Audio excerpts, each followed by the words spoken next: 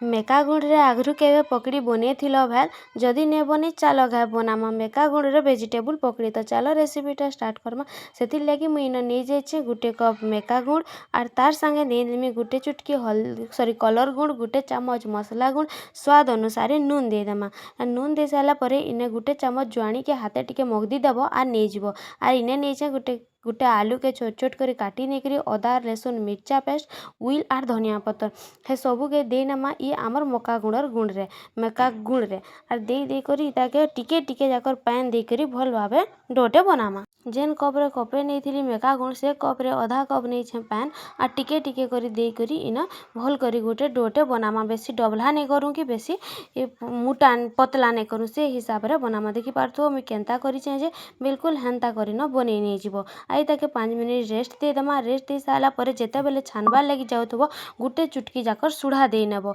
सुढ़ा दे सारा पर इन मुझे क्या करती कढ़ई रे तेल गरम करी रखी नहीं आर छोट छोट करी टेढ़ा मेढ़ा साइज रो पकड़ी बने बने करी इन छानी देली। बिल्कुल गोल करबार नाइन आर इटा कि बेसन रो झीटा पकड़ी भी नहीं हुए जेहेतु उइल देचु आलू देचु तो झीटा पकड़ी तो यहाँ नहीं हुए।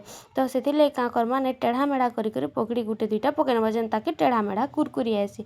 आर गोटे फाल हो सारे आर फालटा के भी उल्टे पुल्टे करी पूरा गोल्डन फ्राए हबार तक छानी नहीं जीव। सांग मैंने सत कहूचे तार टेस्टा कि बहुत ही बढ़िया लागसी।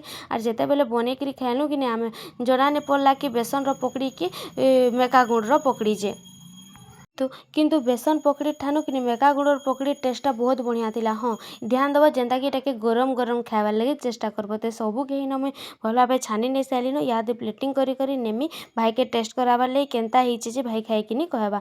तो इने इटा देखी पारुथबो सबू काढ़ी देली न एंता करी एंता सबू काढ़ी नहीं जमा तार संगे खाइबार लगे टिके टमाटो केचप आउ टिके चिली सॉस नहीं करी दे देमा।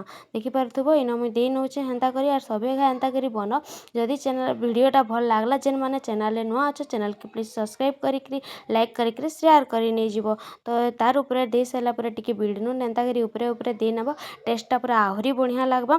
आर इने मुई कि दुईटा मिर्चा के छानी की रखी सुखा मिर्चा एटा बेसी नहीं जला हल्का राग लागसी सेटा के टिके हे तेल न भाजी की रखी नहीं थी आर इने सर्व करी नेली जो छे इचेन भाई के देमी खाइबा लगी टेस्ट करबा लगी केनता लागबा जे कहबा टेस्ट करी। तो चालू जिमा नहीं कि देखला बेल के भाई तो घरे नहीं थे जाइला फ्रिज सजाबार लगी लोग डाके आईथिले जे किछि सामान आनबार थिला तो भाई नहीं जाइथिला। तो मुई टेस्ट करी कहि नौछे केनता लागला जे इटा देखी पारुथबो इतार भितरो टिके फाड़ी कर देखमा केनता होइचे देखी पारुथबो केते सॉफ्ट आ ऊपरटा पूरा कुड़मुड़ा होइचे भीतर पूरा सॉफ्ट होइचे।